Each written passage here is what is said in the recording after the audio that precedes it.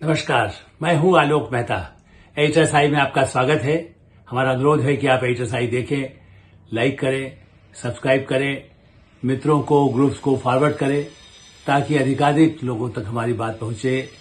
वो भी सब्सक्राइब करेंगे तो नियमित रूप से हमारी बातें भी उन तक पहुंचेगी। उनके कमेंट्स, उनका हमेशा हमारा स्वागत है। आपके कमेंट्स हमारे लिए बहुत महत्वपूर्ण हैं और यही सब्सक्राइबर ही सबसे बड़ी शक्ति होती है जो एक स्वतंत्र राय, एक संपादकीय राय, भारत के हितों की राय देश दुनिया में अपनी बात रख सके। बात कहां से कहां चली। चीन की दीवार की चर्चा आपने की थी, अब जर्मनी की बात। रूस, चीन और दुनिया के कितने देशों की यात्रा के बाद 24 घंटे ही अभी नहीं हुए हैं और जर्मनी के चांसलर ओलाफ शोल्स, कई लोग हिंदी में कुछ अलग करते हैं लेकिन उच्चारण, चूंकि जर्मनी से थोड़ा वास्ता मेरा रहा है वहां के रेडियो में भी काम करने का, इसलिए जर्मन चांसलर की ये तीसरी यात्रा में, और ये वार्षिक एक बैठक होती है लेकिन बहुत महत्वपूर्ण, और इसको मैं इसलिए सामरिक और रक्षा पर अधिक महत्व दूंगा। आर्थिक संबंध यूं मिलना जुलना तो दुनिया में चलता रहता है। भारत की रक्षा शक्ति के लिए चीन के साथ शांति की बात हुई। वहां से सेना ने, जो चीन की सेना है वो भी पीछे हटने लगी, जहां रहना चाहिए वहीं पीछे, मतलब हमारे अंदर तो घुस ही नहीं सकी थी, वो तो हमारे भारतीय सैनिक है, लेकिन वो जो उनसे कहा गया है कि यहीं पर आप गश्त करते रहिए, तो वो जो ज्यादा संख्या में लगा रखा था उनका धीरे धीरे पीछे हटना शुरू हुआ। और भारत का तरफ से भी, जो भारत की सेना के अधिकारियों ने बताया, तो एक तरफ चीन से शांति की बात, लेकिन इसका क्या मतलब? क्या रक्षा में हम कोई कमी कर सकते हैं? दुनिया की निगाह, मैंने कल भी कहा था, परसों भी कहा था, कई महीनों से कह रहा हूं, वर्षों से कहता हूं, विश्व की निगाह भारत पर और भारत के प्रधानमंत्री नरेंद्र मोदी पर है कि दुनिया को बचाने के लिए भारत की ही भूमिका। मैं कह रहा हूं, ऐसा कोई पद तो है ही महत्वपूर्ण। उसके साथ देश, 140 करोड़ का देश और समुद्र, इंडो पैसिफिक कहिए, हिंद महासागर कहिए, इन सब इलाकों में कैसे सुरक्षा की दुनिया को बचाने का प्रबंध हो सकता है। इस दृष्टि से जर्मनी, जो हमारा पुराना साझेदार है, सांस्कृतिक संबंध, अब मैं आप यदि बात करने लगेंगे तो मैं घंटों उस पर बात कर सकता हूं, लेकिन जो रक्षा की दृष्टि से समुद्र, थल पर तो है, लेकिन वो कहां से जमीन से घुस करके, कई बार ये बताया जाता है कि विदेशी, उसमें हमें तो डराया ही था अमेरिका ने उसी बात पर कि हमारा 7th फ्लीट आ रहा है। 71 वार के समय भारत के खिलाफ अमेरिका ने तो भेज दिया था अब तक फ्लीट ही, लेकिन फिर आगे तो नहीं बढ़ सका। भारत की विजय पताका हुई। इसी तरह भारत की नौसेना हिंद महासागर में, दक्षिण सागर, साउथ सी, दुनिया कहती है भाई इस रास्ते से चीन पर खतरा है, चूंकि चीन मंडरा सकता है, इस तरफ घुस सकता है। वायु के क्षेत्र पर आप निगरानी कर सकते हैं, समुद्र में करना, और समुद्र में पनडुब्बियों से मुकाबला करना। और इसलिए मैं कह सकता हूं कि भारत जर्मनी के संबंधों को कम से कम 45 वर्षों से देखा है, और पनडुब्बी जहां बनती रही पहले, इस समय वो कहां बनेगी, कितना सहयोग कहां है, उनका भी विस्तार हुआ है, लेकिन मैं आंखों देखा आपको कह सकता हूं, कील 77-78 में, मेरी किताबों में है, इसलिए आप ये मत कहिएगा कि मैं कोई कहानी आपको सुनाता हूं। उस समय भी मैं जब गया, और जर्मन सरकार के द्वंद्व, तब से उन्होंने थोड़ा सा अनुमति दे दी। मैं चाहता था दूर से, पास में तो नहीं जाने दिया, क्योंकि निर्माण कार्य भी दूर डॉक्यूमेंट कहीं होता है, और बल्कि मेरे पास उसके कुछ 1-2 फोटो अभी भी कहीं है। उस जमाने तो 1-2 हज़ार का कैमरा होता ही, वही अब मुश्किल होता है वो दूर से जो ले आ जा सके, लेकिन हाँ लिया और छपा भी मैंने, उस पर काफी लिखा भी। 77-78 की बात कर रहा हूं, तब से संबंध उनको लगता था। लेकिन समझौता कब हुआ था?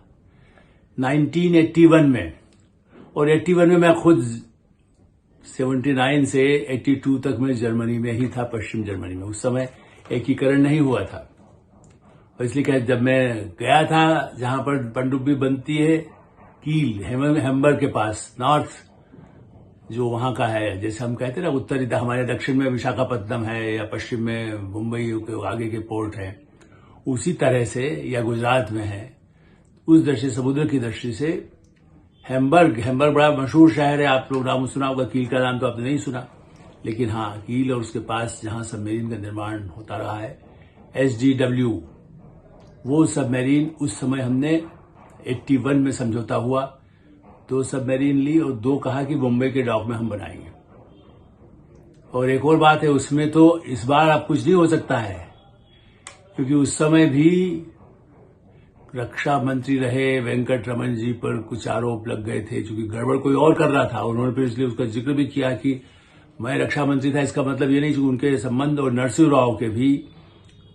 राव जी भी जिस समय विदेश मंत्री थे इंदिरा गांधी की सरकार में, उनका फोटो भी मेरे साथ है। उस समय जर्मनी में ही वो जब आए थे तो वहीं मेरी उनसे भी भेंट हुई थी।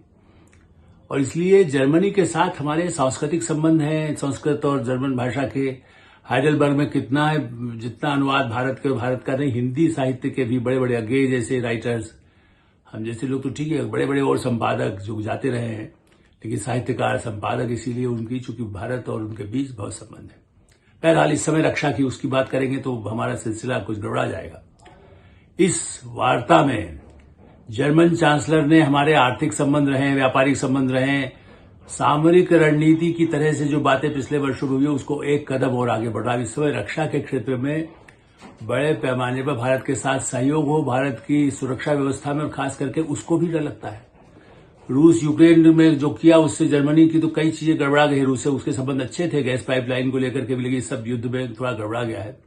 और यूरोप में वो कुछ हद तक अमेरिका का पिछलग्गू वैसा नहीं है जैसा ब्रिटेन है।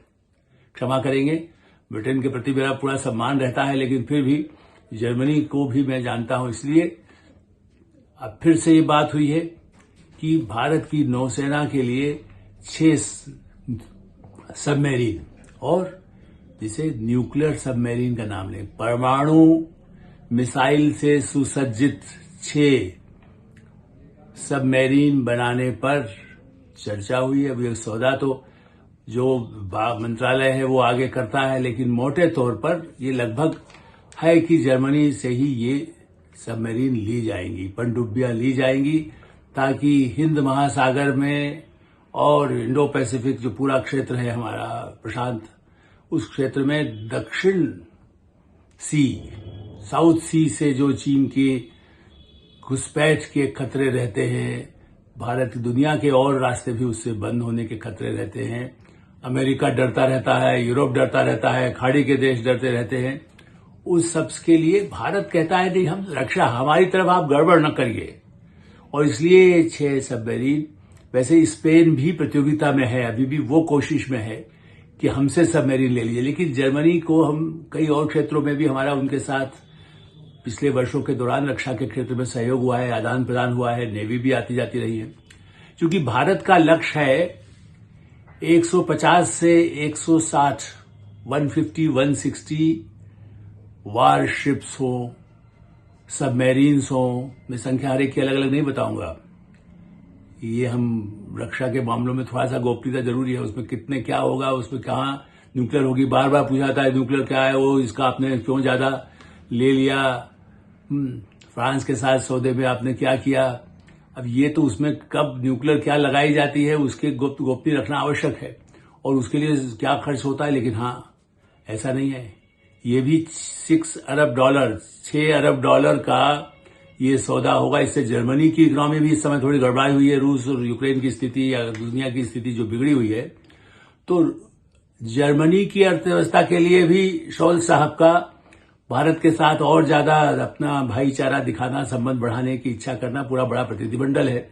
उसमें रक्षा क्षेत्र के हैं, कूटनीतिक क्षेत्र के हैं, व्यापारिक है, आर्थिक है। भारत की तरफ से एस जयशंकर तो हमेशा इस सबके सूत्रधार हर चीज में रहते ही हैं, विदेश मंत्री के रूप में। राजनाथ सिंह रक्षा मंत्री हैं, हमारी सेना के लोग हैं, वो उस पर बारे में विचार विमर्श, नौसेना के क्या हमारी आवश्यकता है, या सेना के तीनों सेनाओं के प्रमुख, उनके साथ चर्चाएं होती रही हैं। इस दृष्टि से भारत कितना नौसेना में भी कितना आगे हो, अब पीछे न रहे। वायुसेना में हो रहा है ना, सुखोई लीजिए, जो पैमान लेना है आपको फ्रांस से लेना है। फ्रांस भी प्रतियोगिता में है, वैसे मैं बताऊं, सबमरीन में फ्रांस भी हमें प्रतियोगिता में रहता है, उससे भी पहले ली गई है कुछ। लेकिन हाँ, हम यूरोप में, हम देखिए एक ही टोकरी में सारा सब कुछ आप रखिए, कल वो बंद कर दे थे रूस पर। हम सोवियत, पहले कांग्रेस की सरकारें हमेशा सोवियत संघ पहले था, बाद में रूस रहा, या जो ऐसे देश है उनके साथ यदि पूरा ही रक्षा क्षेत्र में निर्भरता से कई बार नुकसान हुआ। गोर्शकोव वो इसमें इतना 10-15 वर्ष लग गए बना करके नहीं दिया, और उसके बाद ही उसका बाद में आया, लेकिन उसमें कितना पैसा, उसकी लागत बढ़ती ही चली गई। दोस्तों रूसी उसके लिए जो विमान पत्तन जिसको आप कह सकते हैं कि बड़े बेड़ा होता है, और भारत की नौसेना में अब उस तरह की है जिसमें विमान वाहक भी, उसमें हवाई जहाज भी उस पर चल सके, उस तरह की तैयारी नौसेना की है। पहले भी ऐसे है, कुछ उसके प्रयोग आपने पहले भी देखे होंगे, सुने होंगे।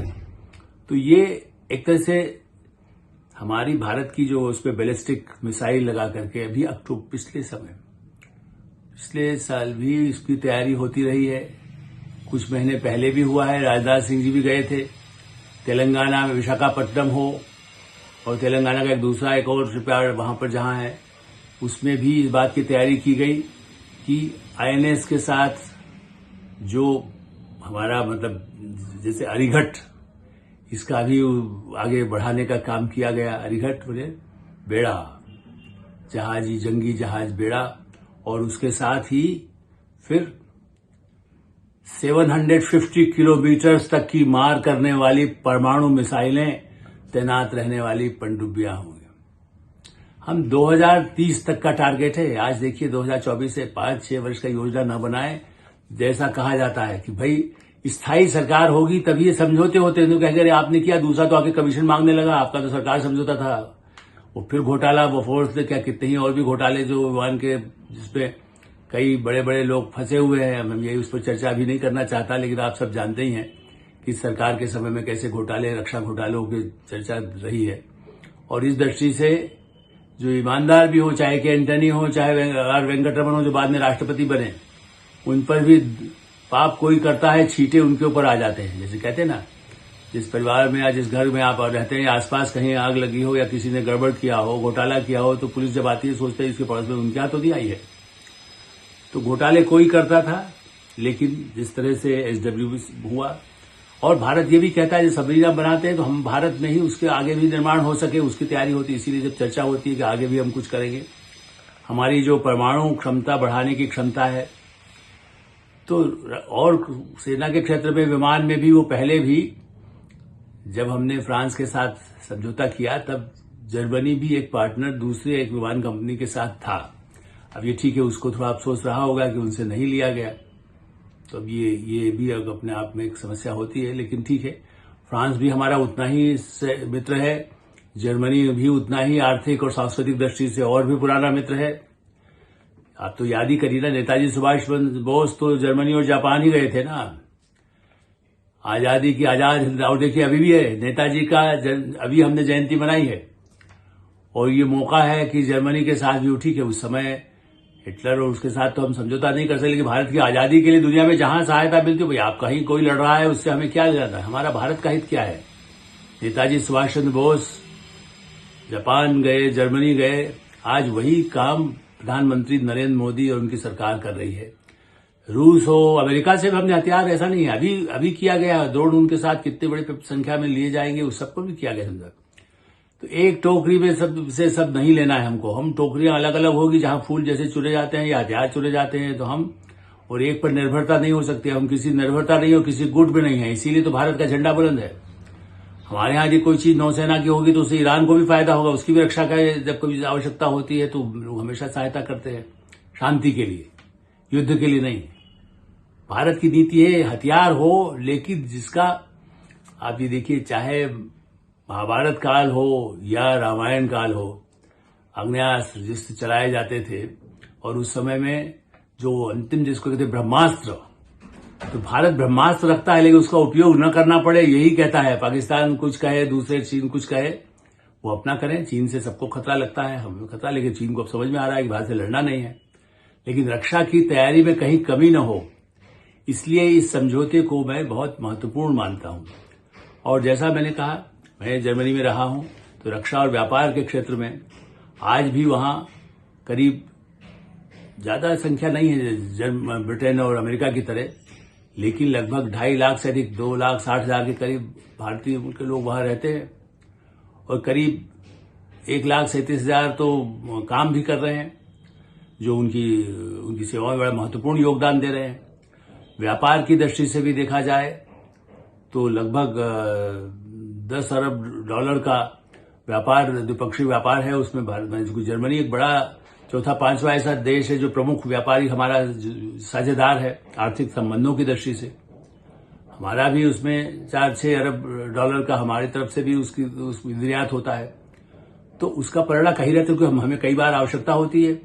और इसी तरह इन्वेस्टमेंट के लिए भी, चूंकि इस बार भी बात हुई है, बड़े पैमाने पर सबसे अधिक इन्वेस्टमेंट आए, ये कोशिश भारत की है। और मेरा ऐसा मानना है कि हमने जो काम किया, और नदी का प्रदूषण की चर्चा होती है तो उस पर कैसे सहयोग हो सकता है, उस पर भी चर्चा होती रही है। इस बार चाहे उनके प्रतिनिधिमंडल से जरूर होगी, क्योंकि यमुना का जल स्तर की और जल प्रदूषण की चर्चा कितनी हो रही है पिछले वर्षों में। तो राइन के किनारे, मेरी एक पुस्तक का नाम भी राइन के किनारे रहा है, जो सबसे पहले मैं जब जर्मनी में रहा 3 वर्ष 79 से 82, और उसके पहले 77-78 में जब अलग से उनके सरकार के निमंत्रण पर गया था। तो ये जो है सफर सुहाना दुनिया का, ऐसे ही वो पुस्तक भी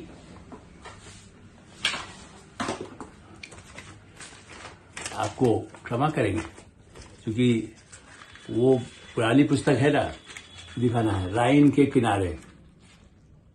आपको दिख रहा है, नाम थोड़ा सफेद अक्षरों में है। तो ये भी 30-40 साल पुराना किस्से कहानियां हैं, इसमें सब उसके कल्चर के बारे में और हमारे भारत उनके संबंधों के बारे में। तो जिनका जो महत्व है, हम उसको महत्व को स्वीकार करते हैं। और जैसा मैंने कहा कि सफर सुहाना नहीं, संबंध सुहाने दुनिया के साथ। हम लड़ाई नहीं चाहते, और इसलिए व्यापार का क्षेत्र हो, रक्षा का क्षेत्र हो, परमाणु ऊर्जा, ये भी अपने दर्शकों को बताना आवश्यक है कि जर्मनी ऐसा देश है जिसने कई वर्ष पहले न्यूक्लियर पावर प्लांट बंद कर दिए, उसके बजाय कि उससे भी जो नुकसान खतरा परमाणु का होता है जापान की कुछ घटनाओं के बाद। लेकिन हाँ, जैसे हम कहते हैं कि ऐसी सौर ऊर्जा का उपयोग, हाइडेलबर्ग में देखा पूरा शहर, उन्होंने काफी हद तक, यूनिवर्सिटी हाइडेलबर्ग बहुत बड़ी, उस पूरी यूनिवर्सिटी का इलाका जो है वो सौर ऊर्जा से, मैं तो आज से 20 साल पुरानी बात बता रहा हूं, तब भी ऐसी थी। तो भारत में सौर ऊर्जा में कैसे उनका क्षेत्र हो, उनका सहयोग हो सकता है, हाइड्रो इलेक्ट्रिकल उसमें कितना उपयोग हो सकता है। कई ऐसे साधन है संचार के, परिवहन के, हर क्षेत्र में कैसे हम आपस में मिलकर काम कर सकते हैं। ऐसे पर्यावरण के लिए जर्मनी, भारत का, वहां तो ग्रीन पार्टी ही प्रमुख रही है, सरकार की साझेदार रही है। इसलिए पर्यावरण की चिंता, भारत का संदेश प्रधानमंत्री नरेंद्र मोदी ने जो उठाया है, जयशंकर के साथ बात करते हुए, जर्मनी हमेशा इस बात की प्रशंसा करता है कि दुनिया में उसके जो अपने आइडियोलॉजी है, उनके जो आदर्श हैं, उसको भारत आगे बढ़ा रहा है। तो संस्कृति को ही रहे, जर्मन की संस्कृति के साथ हमारे कई मिलते हैं, चाहे एक्सप्लोर हो या कालिदास हो, दोनों का एक दूसरे से आदान प्रदान लेकर के आगे तक हिंदी के साहित्यकारों में हमारा संपर्क है। ऐसे ही ये संबंध ऐसे हैं जिसमें कोई कड़वाहट नहीं, कभी विवाद नहीं रहे, कभी झगड़े नहीं रहे। और देशों के साथ तो फिर भी कभी कभी होता भी है।